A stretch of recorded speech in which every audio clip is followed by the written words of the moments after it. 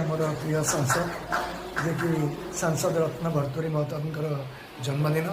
ये जन्मदिन को आम विनम्रता दिवस हिसाब से आज पालन करुँ कारण से होती एत नम्र एत भद्र एत विज्ञ व्यक्तित्व जार विचक्षण व्यक्तित्व आज देखा भारत वर्ष में जड़े सुनाम सांसद भाव में से सांसद रत्न पांच थर पाइले आज जन्मदिन को आम निरामय जीवन कि सुस्थ रे से निमते आज आम नीलकंठनाथ पाखे आम